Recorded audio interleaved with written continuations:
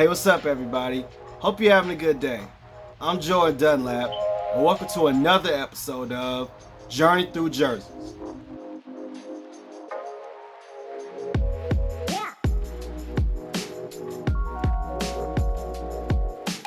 Now, if you missed the last episode of Journey Through Jerseys, as always, the link is in the description down below.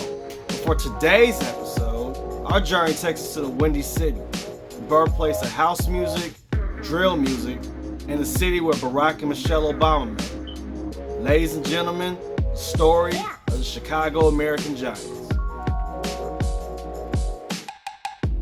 The Chicago American Giants were founded in 1911 by Andrew Rube Foster, the man who would go on to found the official Negro Leagues. Originally, they were known as the Leland Giants and were owned by a man named Frank Leland.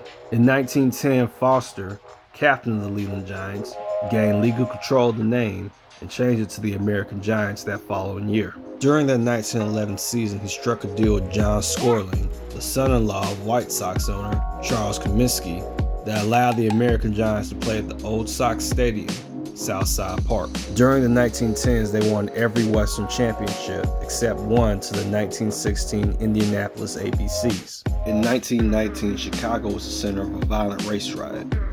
This inspired Foster to start his own baseball league for African Americans. That next year, he would go on to found the Negro National League, with the American Giants as one of the league's inaugural teams. During the 1920s, America was experiencing a boom of economic success. Because of that, this time period is often referred to as the Roaring Twenties. The 20s were also roaring for the Chicago American Giants, who won several pennants during the decade, including the Negro League World Series in 1926 and 1927. Unfortunately, like America, the American Giants went through some hard times in the 1930s. In the beginning of that decade, their founder, Rube Foster, died of a heart attack. That next year, the Negro National League collapsed. However, the bad times would not always last for the American Giants, as they won the Negro Southern League pennant in 1932. During this time, they were known as the Coal American Giants, named after one of their new owners, Richard A. Cole. In 1934, a new Negro National League was formed, with the American Giants becoming members once again.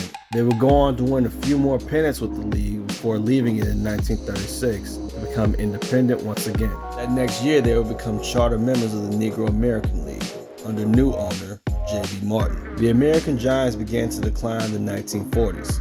This was likely due in part to Jackie Robinson's integration of the major leagues. In 1950, Ted Radcliffe was appointed as manager.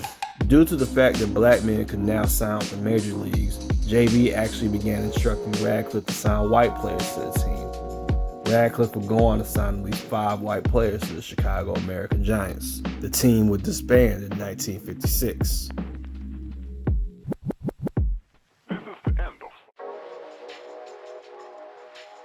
The early Indianapolis ABCs and the Chicago American Giants had a bitter rivalry that all came to a head in 1914 with players from both teams fighting on the field. During the time that the American Giants won the World Series, Rube Foster was not an owner of the team. His mental health had been in such decline that his partner, John Skurling, had to take over as owner. J.B. Martin was the owner of the Memphis Red Sox. He moved to Chicago due to police harassment in Memphis. The Chicago American Giants played most of their home games at 2 parks, Southside Park and Comiskey Park. The former site of Scorling Park, also known as Southside Park, is now the Wentworth Gardens housing projects. Well, that does it for another episode of Journey Through Jerseys. Thank you so much for watching. If you like this video, please like it, comment, share, and subscribe to my YouTube channel. Follow me on Twitter, Instagram, same name, JDunlap TV. And stay tuned for the next episode of Journey Through Jerseys, where I'll be going to the story of the Philadelphia Stars. So again, thank you so much for watching. God bless, and I'll see you next time.